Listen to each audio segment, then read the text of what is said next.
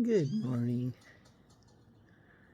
This is Joanne in Colorado, and I still have flowers today. Check the weather, and 32 degrees for next Monday. I've had a lot of little birds that love getting into the seeds of the flowers. I kind of let them go to seed this time of the year, or at least more of them than usual. I've been deadheading still some of my plants. Well, they just look better with fresh blooms. Anyway, if it frosts on Monday night, it's not supposed to frost again for another week. It's just when I have to make the decision of, am I going to collect all the seeds for my plants, or am I going to try to save a few of the plants, but then I have to take care of them all winter in a house with no light, no good light in any rooms. There's 15 minutes of glaring light that hits the TV from the west. In the evening, right about 5 o'clock to 5:15. But I have to dig the canna bulbs if I want to keep them. And I can dig them right after a very light frost, because it's surely not going to kill it all the way down into the plant or the roots. But anyway, looks like pretty soon I'm going to have to be doing that. My elephant ear leaves got pretty big this year. Not as big as last year, because they didn't get as much light. But now this vine, it took over the planet down there. I keep having to grab the ends and tuck them up there tighter on a wire or something. But they did finally bloom right about time for the hummingbirds to leave. But zinnias, you can let them go to seed, dry out, and then collect the petals. They will be seeds up in there. I believe this vine where the flowers are, I think those put off seeds up there. I think along the stem where the flowers were. The hot lips, I've never seen a seed. This moonflower, I do think they make seeds. It's in the moonflower family. It's not a real moonflower, but anyway, I think if I leave them, excuse me, if I leave them where the flowers are underneath, it'll make a big seed pod, and I might see if it'll do that. It might be too late. I might have broke them all off, and then if it freezes before they go to seed, then I don't think they'll still go to seed. Salvias don't produce seeds. I don't think my vermilion air produces them. Whenever you go to the store and you buy super plants, they have been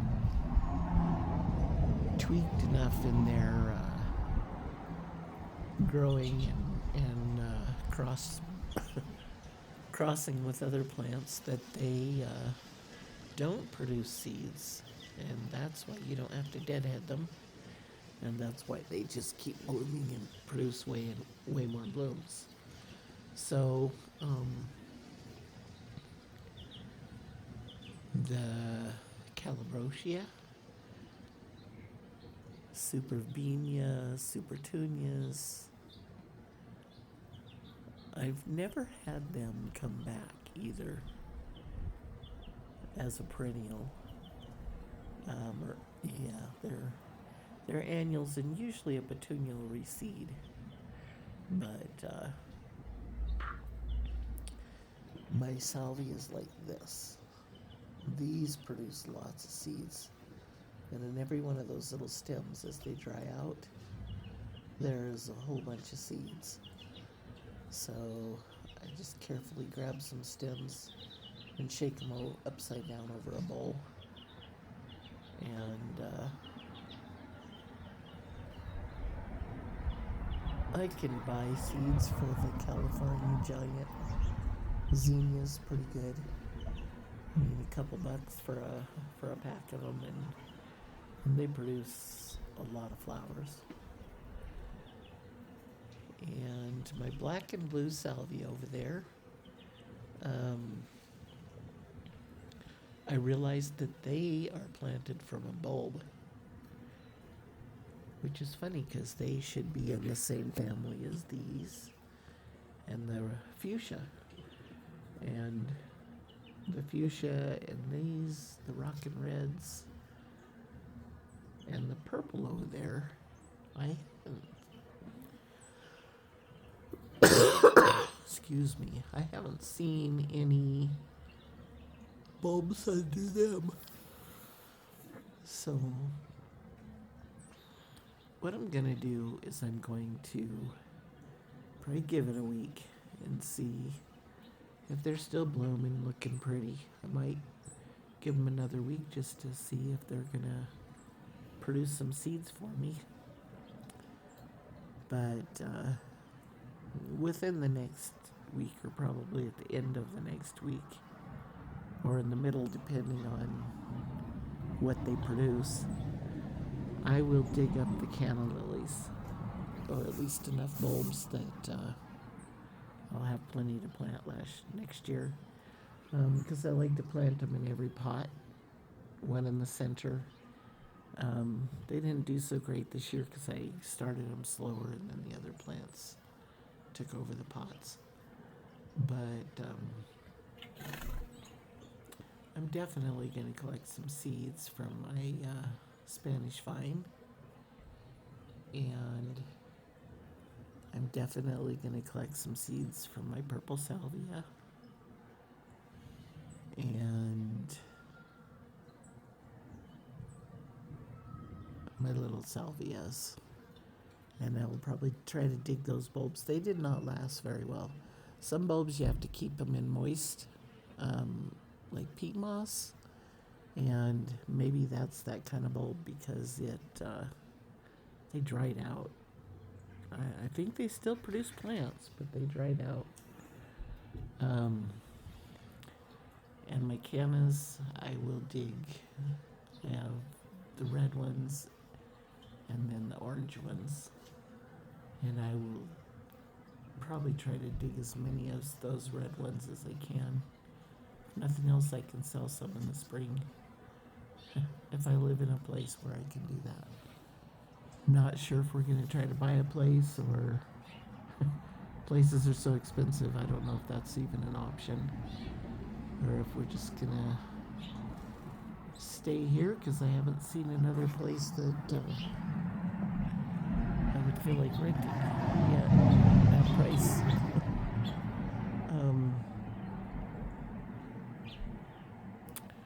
I think that honeysuckle vine I am going to cut way back because it has really just done poorly this year. Had thousands of blooms and then they all went bad, and then I trimmed it back and then had a bunch more blooms and they all did bad. I don't know if they were getting watered too much or not enough sun. They need a hot, sunny, dry place, well drained. And if they don't get that, they just don't do great. Oh, so yeah, I'll be digging my elephant ears too. And I am going to write on the top of it, or the bottom, because when I planted them in the spring, a couple times I accidentally planted them upside down. when you first dig them, you can tell which end is up and which one's down. But all those little pieces that were leaves that came up, they all kind of dry out and peel off in the winter, and it looks pretty much like well, I was going to say an acorn, but no, because an acorn always has a little cap on top, and you can tell which end the cap was on. Anyways, maybe it looks a little more like a coconut with lines around it. But anyway, that being said, I am going to write on it so I know which end is up. Because it took 2 months to come out of the pot, and it should have taken a couple of weeks. And they need like a warming pad underneath them and bright light. And use a shop light early, but they need bright light. So my garden did absolutely the best when I put the pots in my greenhouse in February. And what I do is I cut all the plants down to the ground, and I get a bunch of pine boughs, and I make decorated pots for the winter. I put tall branches, probably aspen wood because it's bright white, and pine boughs. Just stand them up in the pot, stick the stems down in there, plant them like trees. But those pine boughs have been protecting the plants in the bottom of the pots.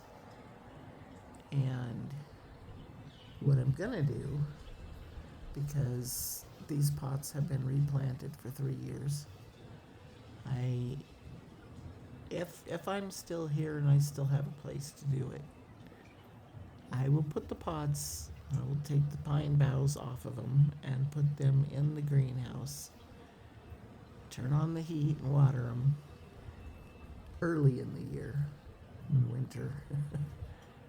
And as the little plants, seedlings, start coming up, which all the seedlings that they produced that came back, there were hundreds in each pot. And I took all of those little seedlings and I put them in a seedling tray and just grew them like little plants, each little tiny one, just like if they'd come up from the seed in a seedling tray. And as I put them in each one of the little trays, and I had shelves in the greenhouse so that they could all be up in the light. He's had a pretty woodpecker fly in. There he is. They love suet. I usually put suet out for them pretty soon here. I need to make a suet log. I'll make a video of that so you can see it. Because woodpeckers and chickadees, actually, and there's just a lot of little birds that really, really need the suet for the winter. And they like building it up now. So the other little birdies are looking for flower seeds. As you can see. I can hold it still enough. Anyway, as soon as I get enough plants started, little seedlings started, I am going to take each one of the pots and dump out all the old dirt because there is not any new compost in there. There's nothing new. And if you've ever watched the YouTube channel Robbie and Gary's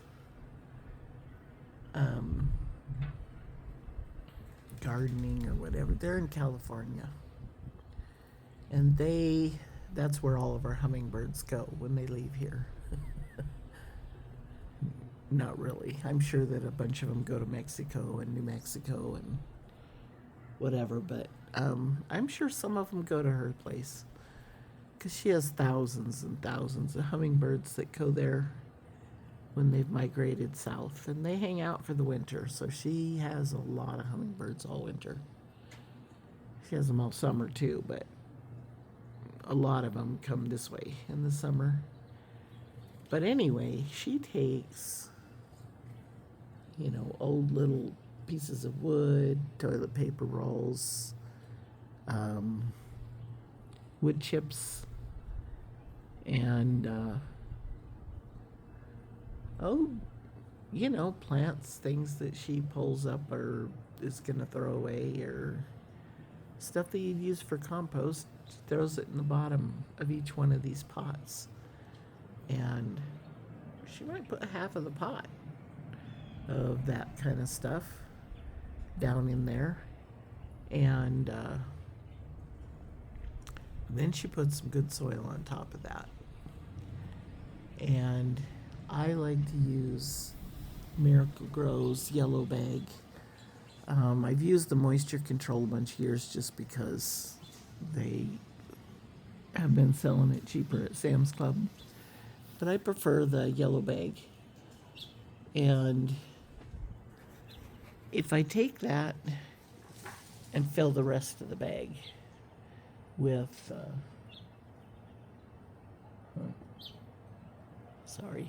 distracted by a squirrel trying to dump all my bird food on the ground out of the hanging bird feeders. Anyways, if I dump all the dirt out and start with some good compost in the bottom of the pot, and then I can mix some time release plant food in with the soil as well, and then use the good Miracle Grow soil on top. The plants have so much stronger plant, so many more leaves, and so many more flowers all the season. And then I do pour the liquid Miracle Grow bottles, that you can hook up on your hose. I will use the liquid fertilizer and try to get them. I mean, even if I'm desperately broke, I'll usually get at least once a month. But man, if you can do it every week or every 2 weeks, you won't believe the flowers you'll get. So if you have one or two pots or 5 pots and you fertilize them enough, it'll be like you had 50 in flowers. So little birdie is watching my conversation while he eats. Anyway, so I'm going to be working on that, but I am not going to take the plants out of the pots. Most of the pots I won't disturb, other than to cut them off at the ground and put the pine boughs on. And all of those big predator birds, they stay away from here because there's so many obstacles for the little birdies to hide in. Well, in the winter, there aren't any of these flowers, and yes, I do put pine boughs for them. But they get pretty aggressive, and they can fly. I have, at the end of the fence, all that space and all those big trees. And those big predator birds and peregrine falcon, they can perch on those top branches, and they usually do, that tall yellow tree. And then they just zip through this yard at about 70 miles an hour. And if there's any little birds out there where they're just hanging out in the breeze, or if they were on bird baths like that, they could just snatch them up and keep on flying, because there's a space over on that end of the fence where they can go right in front of some big trees. Now, if there's enough bird feeders down there, they might create kind of some obstacles for them, but Anyways, they can also veer off that way and go up in the air. Um, the advantage of putting all those tall branches here is the little birds can see my bird baths, and I'll usually have a couple of them here. All the little birds and the big birds, medium-sized birds, they can all see the bird baths, and I will put one of my big elephant ear leaves here, and then I'll usually hang some feeders up all along here and suet logs and stuff. Because when it starts snowing, if they fill up with snow, the food is all soggy and wet. Now with these big caps on there, hopefully it'll keep them from getting all soaking wet. But as long as it's not snowing and stuff, I can just leave these out there and they'll keep them in good shape and give all the birds plenty of space to get some food. And my son's still finishing up the bird feeder for me that he's making, and it's gonna be really fancy. And I'm gonna be able to put a camera in it and see 360 degrees so I can see all the birds that come in, which is gonna be fun. But anyway, all those branches that I put up, they create a pretty aggressive obstacle course. And those big birds can't get up to speed and go flying in here. And the little birds have plenty of time. They see them up there in the air and they are gone. So it keeps them safe. And we get to watch hundreds of birds come in and eat out of the feeder. And the elephant ear leaf, I'm trying to figure out how to make a stand that is tall, just to make sure that mice and stuff can't just crawl up the side and get in it, and squirrels, because they can just sit in the dish and eat and eat and eat and eat, and they can eat half of the food, and well, they get fed a lot of places. They don't need to eat all of the bird food that I have. So anyway, that's what I'm going to be working on, and I will show you as I do it. Hopefully I can get some really cool decor. I start going down to the well, after I have my pots ready, I go down to the recycle place, because our city has a free recycle for pine boughs and garden stuff and branches, and so I go down to that and I ask them if I can pick up some branches, and I look for pine boughs, cedar branches with all of the little berries on it, any kind of branches of bird berries that people have cut off trimming their trees in the fall. I gather those up and I look for pretty nice white branches from the aspens, and I start gathering them up so that I have enough for the pots that I have around the patio. And then, like I said, before it can freeze much, which is right about now, I get those pine boughs stuck down into the pot, and they turned out to really protect any little seeds and a lot of the roots from the plants that are annuals. They protected the roots so that the plants came back when they shouldn't have. And I never had them come back when I didn't do that. But when I put them in the greenhouse in February, those plants, they haven't had any real serious, 20 below frosts usually. Colorado can get really cold and really, really cold up on the mountain here a few miles away. But down in here in the last few years, it's like hasn't gotten down below 10 below very much.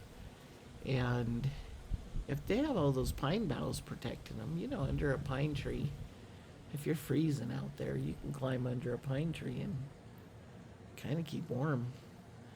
And all those needles are dry under there, so anyway, it saved a lot of my plants and they just came back. So it was just a matter of getting those little seedlings, getting them out of that pot so that I can get good dirt in this year. They need fresh dirt. But if I can get that done, then I'll have really, really healthy plants with loads of flowers early in the spring. So that is what I'm going for, and setting up a place where all my other little birdies can come and eat and take their baths right by the patio so I can see them in the morning and all day long. Sometimes when they're clear over in the end of the yard, I can't just look out the window and see them. When I get clear over there, that's just farther away than I can see. So I might move that little bird bath, the blue one, over the far end under the tree and move the other ones right here so that they come in and take their baths right here beside us. That's a lot of fun. In the winter, there's sliding doors right here. And it's a living room where I can sit right inside there when it's too cold to hang out outside. And I can watch all the birds in the bird baths, the feeders, and set my camera outside if I want to. Or I can set it up right inside the window. Anyways, that's what I'm going to be working on. And this vine looks so pretty. It has so many flowers. My husband's threatening to take it down because it's starting to block our walkway. Get your head hung up at that when you go through. I told him, give me a week. It'll probably be frozen. We can take it down. So we will see. Anyway, you have a great day. Thanks for watching. And we'll be working on how to keep these plants for next year. Have a great day. Bye-bye.